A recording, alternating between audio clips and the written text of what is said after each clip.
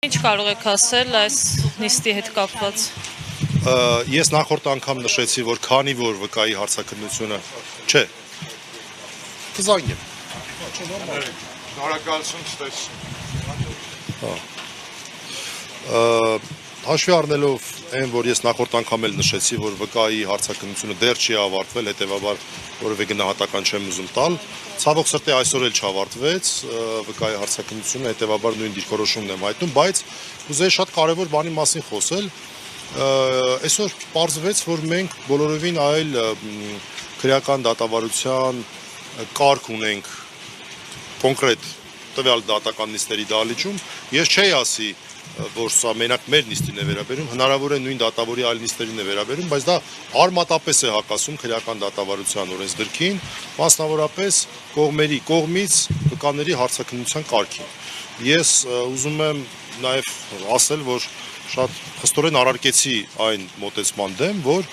օրինակ, երբ որ մենք ուղղորդող հարց ենք տալիս, դատարանը դա գնահատում է որպես հուշող, օրենքով ընդհանրապես չնախատեսված տերմին, որը ուղղորդման հոմանիչն է եւ իմ հարցը հանում է, այնինչ մեղադրանքի կողմը, իսկ մենք հիմա հարցաքննում ենք մեղադրանքի կողմի վկային,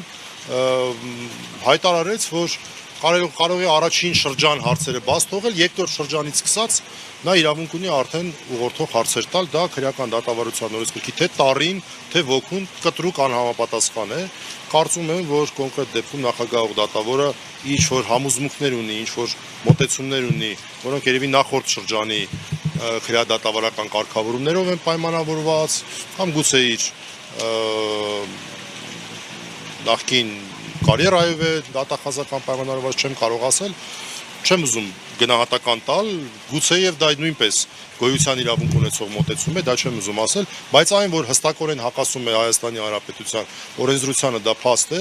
եւ ես ուզում եմ դրա մասին բարձրաձայնեմ հատկապես իրավաբան ունկնդիրների համար, որ մենք այստեղ իրական խնդիր ունենք, դա լրջորեն վտանգում է մեր իրավունքները, լրջորեն խախտում է քրեական դատավարության օրենսդրքը, ցավոք սրտի այդպես է։